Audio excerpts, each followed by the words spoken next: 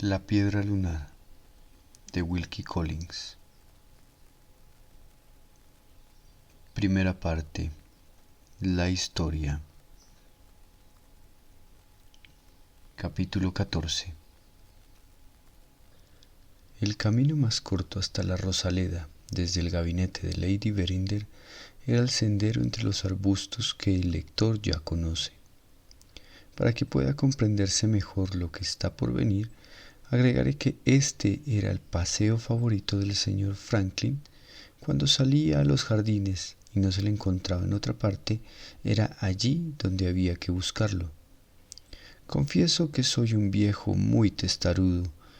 Cuanto más se empeñaba el sargento Cuff en ocultar sus pensamientos, más me empeñaba yo en tratar de desentrañarlos. Cuando nos adentrábamos en el sendero, intenté abordarlo de otra manera. Tal como están las cosas, dije, yo estaría desesperado si me hallara en su lugar. Si se hallara usted en mi lugar, respondió, se habría formado ya una opinión, y tal como están las cosas, cualquier duda que hubiera podido albergar previamente en relación con sus conclusiones ya estaría resuelta. No se preocupe por el momento de cuáles puedan ser esas conclusiones, señor Betteredge. No lo he traído al jardín para que me dé usted la lata. Lo he traído para que me proporcione cierta información. Lo mismo podría habérmela dado usted en la casa, desde luego, pero puertas y oídos tienen una habilidad especial para liarse, y las personas de mi profesión cultivamos una saludable preferencia por el aire libre. ¿Quién podría sortear la resistencia de un hombre así? Me di por vencido y decidí esperar los acontecimientos con la mayor paciencia posible. No entraremos a analizar los motivos de la señorita Rachel, continuó el sargento. Solo diremos que es una lástima que se niegue a colaborar, porque de ese modo entorpece la investigación innecesariamente. Trataremos de resolver por otras vías el misterio de la mancha en la puerta, pues créame si le digo que con eso también resolveremos el misterio del diamante. En lugar de registrar los roperos, he decidido interrogar a los criados para saber qué piensan y cómo actúan, señor Betteredge. Sin embargo, antes de empezar, quisiera hacerle un par de preguntas. ¿Es usted un hombre observador? ¿Notó algo extraño en alguno de los criados? Al margen, claro está, del alboroto y el miedo, después de que se conociera la desaparición del diamante. ¿Hubo alguna pelea entre ellos? ¿Detectó algún cambio en el comportamiento de alguno? ¿Algún arrebato inesperado, por ejemplo, o alguna indisposición inesperada? Tuve tiempo de recordar el repentino malestar de Rosanna Spearman el día anterior, pero no de responder al sargento, porque éste dirigió la mirada hacia los arbustos y le oí exclamar para sus adentros: «¡Vaya!». «¿Qué ocurre?», preguntó. «Un golpe de reuma en la espalda», dijo el sargento alzando la voz, como si quisiera que un tercero nos oyera. «Pronto veremos que el tiempo cambia». Unos pasos más nos condujeron hasta la esquina de la casa. Torcimos a la derecha, entramos en la terraza y descendimos por la escalera central hasta el jardín. El sargento se detuvo en aquel espacio abierto desde donde se dominaba todo el perímetro de los jardines. «En cuanto a esa joven, Rosanna Spearman», dijo, «no parece muy probable que tenga novio, a juzgar por su físico. Sin embargo, por el bien de la muchacha, tengo que preguntarle si tiene algún amorío, pobrecilla, igual que las demás». ¿Qué narices se proponía en tales circunstancias haciéndome tan pregunta? En lugar de contestar, lo miré de hito en hito. «He visto a Rosanna Spearman agazapada entre los arbustos al pasar», dijo. «¿Cuándo exclamó usted vaya?» «Sí, en ese momento. Si algún joven la rondara, no tendría demasiada importancia que estuviera escondida. De no ser así, habida cuenta de la situación, su presencia en los arbustos sería una circunstancia sumamente sospechosa».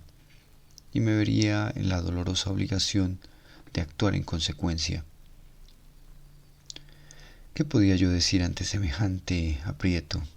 Sabía que aquel era el paseo favorito del señor Franklin, sabía que probablemente pasaría por allí a su regreso de la estación, sabía que Penélope había sorprendido reiteradamente a su compañera merodeando por esa zona de los jardines, pues según ella, Rosana se había propuesto llamar la atención del señor Franklin.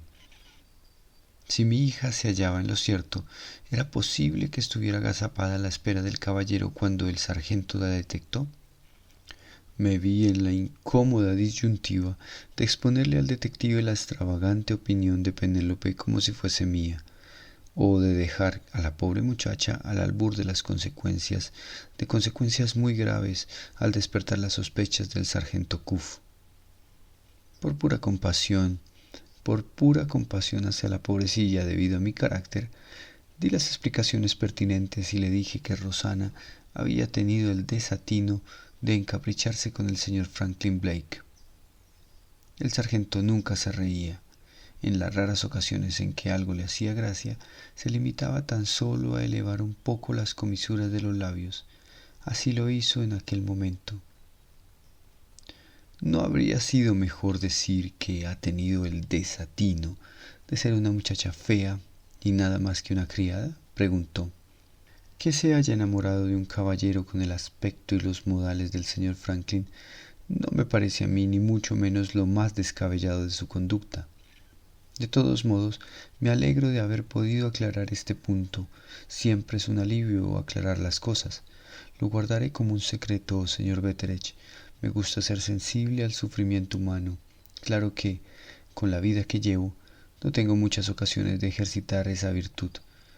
¿Cree usted que el señor Franklin Blake tendrá alguna sospecha de las fantasías de la joven? Ah, qué poco habría tardado en adivinarlo si ella fuera guapa. Las mujeres feas lo pasan muy mal en este mundo. Confiemos en que reciban su recompensa en algún otro. Tienen ustedes un jardín muy bonito y un césped impecable. Compruebe usted mismo cómo las flores crecen mucho mejor rodeadas de hierba que de gravilla. No, gracias, no aceptaré una rosa. Me duele en el alma separarlas de su tallo, tal como a usted le duele en el alma cuando algo va mal entre el servicio. ¿No observó nada en alguno de los criados que le llamase la atención cuando se tuvo noticia de la desaparición del diamante? Me había llevado bastante bien con el sargento Cuff hasta entonces, pero la astucia con que deslizó la última pregunta me puso en guardia. Hablando en plata, no me hacía ni pizca de gracia la idea de colaborar en la investigación cuando ésta se dirigía como una serpiente entre la hierba hacia mis compañeros. No observé nada, señor, salvo que todos perdimos la cabeza, yo mismo incluido. ¿No puede decirme nada más? Respondí, me halaga poder decirlo, con rostro imperturbable. Nada más. El sargento me miró fijamente con sus ojos tristes. Señor Betteredge, ¿tiene usted algún inconveniente en hacerme el honor de estrecharme la mano? Siento una extraordinaria simpatía por usted. ¿Por qué escogió precisamente el momento en que yo lo estaba engañando para ofrecerme aquella prueba de su aprecio? Es de todo punto incomprensible. Experimenté cierto orgullo, tengo que reconocer que así fue, por haber embaucado finalmente al célebre Cuff. Regresaremos a la casa. El sargento solicitó que le proporcionara una habitación con el propósito de ir llamando a la servidumbre, solo a los que trabajaban dentro de la residencia, uno por uno, de acuerdo con su rango, desde el primero hasta el último. Le dirigí a mi propia sala y convoqué a mis compañeros en la sala de servicio. Rosana Spearman apareció con los demás. Era, a su manera, tan aguda como el sargento, y sospeché que había oído lo que éste dijo de los criados en general antes de que él la descubriese. El caso es que allí estaba, como si ignorara la existencia de los arbustos. Los fui enviando a presencia del sargento uno por uno según los deseos del detective. La cocinera fue la primera que compareció ante el tribunal, esto es, en mi sala de estar. No estuvo allí mucho tiempo. Su informe a la salida: el sargento Cuff está desanimado, pero es un perfecto caballero. Le siguió la doncella de Lady Verinder. Estuvo mucho más tiempo. Su informe a la salida: si el sargento Cuff no es capaz de creer a una mujer respetable, al menos podría guardarse su opinión. A continuación entró Penélope. Volvió en unos momentos. Su informe a la salida: el sargento Cuff es digno de lástima, padre. Debe de haber sufrido un desengaño amoroso cuando era joven. Tras Penélope compareció la primera doncella. Tardó mucho más en regresar, igual que la doncella de la señora. Su informe a la salida: yo no entré al servicio de la señora, señor Betteredge, para que un policía dudase de mí en mi propia cara. Entró entonces Rosanna Spearman. Fue la que más tiempo estuvo con el sargento. Ningún informe al regresar. Silencio sepulcral y labios pálidos como la ceniza. Samuel, el lacayo, siguió a Rosanna. Volvió en cuestión de 1 o 2 minutos. Su informe a la salida: quien le lustre las botas al sargento Cuff debería avergonzarse de sí mismo. La última en entrar fue Nancy, la ayudante de cocina. Salió en poco más de 1 minuto. Su informe a la salida: el sargento Cuff tiene buen corazón, señor Betteredge. No se permite burlarse de una pobre muchacha trabajadora. Cuando todo hubo terminado, entré en la sala del tribunal y encontré al sargento como de costumbre, mirando por la ventana y silbando la última rosa del verano. ¿Algún descubrimiento, señor?, pregunté. Si Rosanna Spearman le pide permiso para salir, dijo el sargento, que salga, pero avíseme primero. Más me habría valido no decir nada de Rosanna y del señor Franklin. Saltaba a la vista que la pobre infeliz había despertado las sospechas del sargento, por más que yo hubiese intentado evitarlo. ¿No pensará usted que Rosanna tiene algo que ver con la desaparición del diamante?, me atreví a preguntar. Las comisuras de los melancólicos labios del sargento se elevaron y me miró intensamente, tal como me había mirado en el jardín. No creo que deba decírselo, señor Betteredge. Podría usted perder la cabeza por segunda vez, dijo. Empecé a dudar de que hubiese logrado embaucar al famoso Cuff después de todo. Fue un enorme alivio que en ese punto nos interrumpiera una llamada a la puerta y un recado de la cocinera. Rosanna Spearman solicitaba un permiso para salir por la razón de costumbre. Le dolía la cabeza y necesitaba tomar un poco de aire fresco. A una señal de sargento dije que sí. ¿Cuál es la puerta del servicio?, preguntó, cuando el mensajero se hubo retirado. Le indiqué dónde se encontraba. Cierre con llave su habitación y si alguien pregunta por mí, diga que estoy aquí, reflexionando. Volvió a elevar las comisuras de los labios y desapareció. Como era de esperar en tales circunstancias, una curiosidad irresistible me impulsó a emprender algunas pesquisas por mi cuenta. No cabía duda de que algo que el sargento había descubierto en el curso del interrogatorio a los criados era la causa de sus sospechas sobre Rosanna. Ahora bien, las únicas criadas, con excepción de la propia Rosanna, que soportaron un interrogatorio más prolongado que los demás fueron la doncella Lady Verinder y la primera doncella, precisamente las mismas que desde el principio había abanderado la persecución de su desdichada compañera.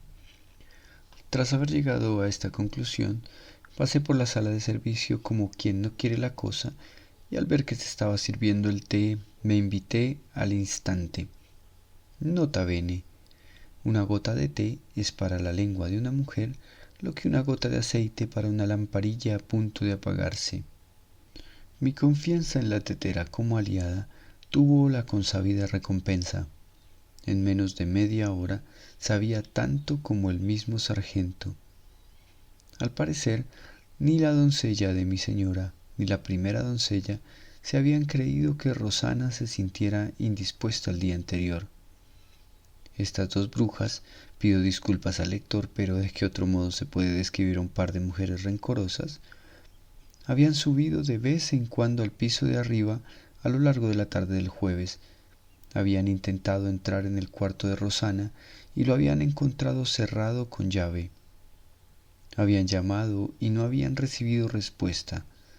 Habían escuchado y no habían oído nada al otro lado.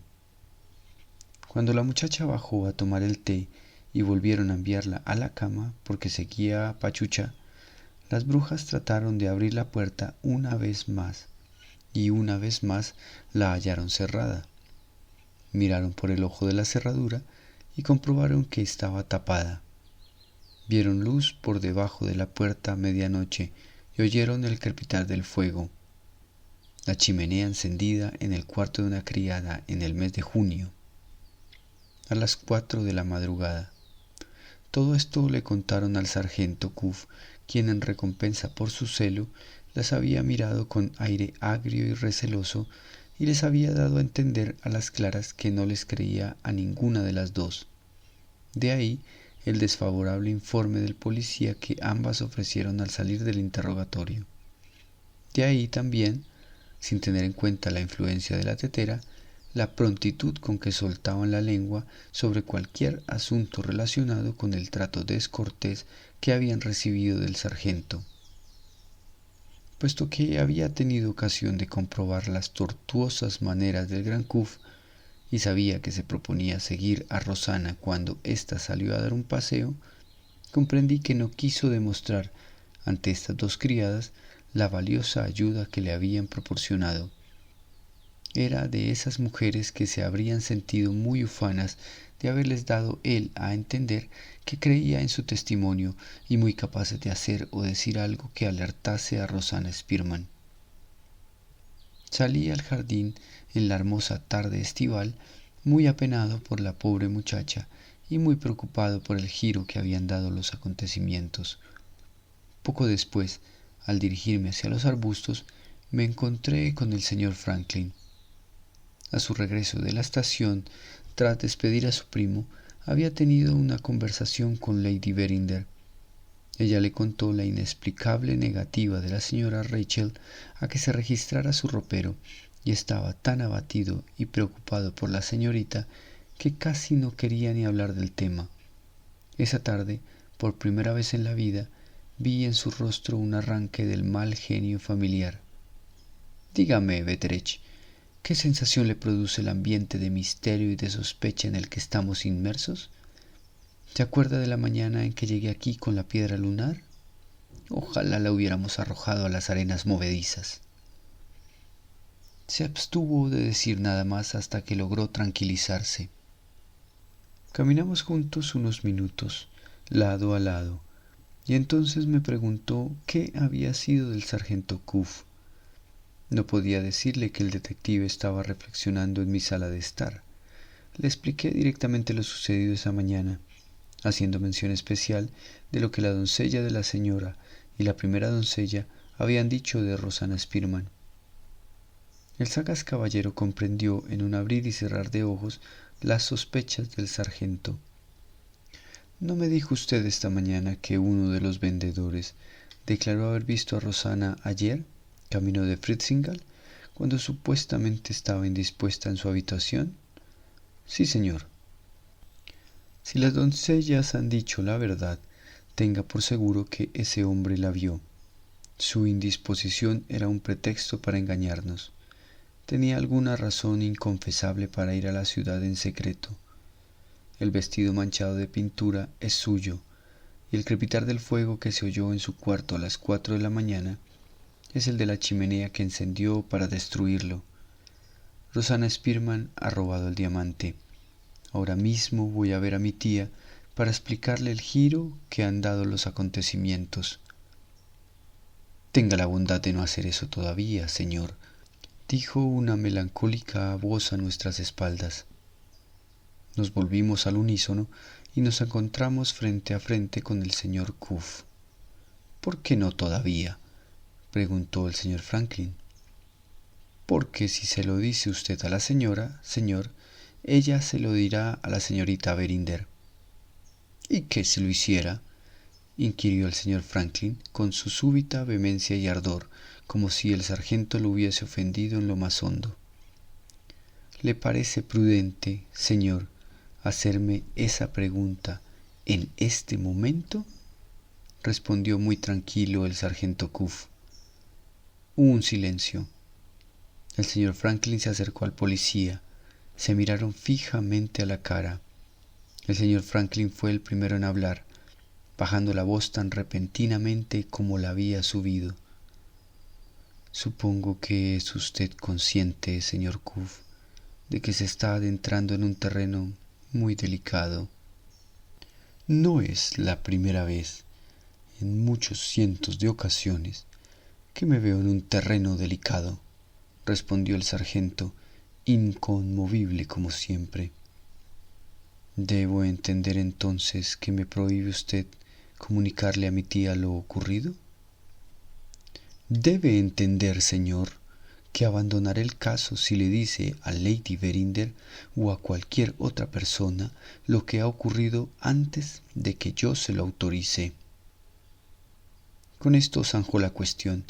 El señor Franklin no tuvo más remedio que rendirse, se volvió muy enfadado y se marchó. Yo los había escuchado, temblando de la cabeza a los pies, sin saber a qué atenerme o de quién sospechar. Sin embargo, veía dos cosas claras en medio de tanta confusión. La primera era que la señorita, por alguna razón inexplicable, era la causa última del áspero diálogo que habían cruzado. La segunda era que se entendían perfectamente el uno al otro sin necesidad de intercambiar una sola explicación. —Señor Betteredge —dijo el sargento—, ha cometido usted una gran tontería en mi ausencia. Se ha puesto a hacer de detective. Le agradeceré que en lo sucesivo se limite a emprender sus pesquisas exclusivamente en mi compañía. Me tomó del brazo y me condujo por el mismo camino por el que había venido. Reconozco que me merecía esta reprimenda, pese a lo cual no estaba dispuesto a ayudarlo a tenderle trampas a Rosanna Spearman. Fuera o no la ladrona, fuera o no de fiar, lo mismo me daba. Sentía mucha lástima de ella. —¿Qué quiere usted de mí? —pregunté, zafándome de su brazo y parándome en seco. —Solo un poco de información sobre los alrededores —dijo. No podía negarme a mejorar los conocimientos geográficos del sargento.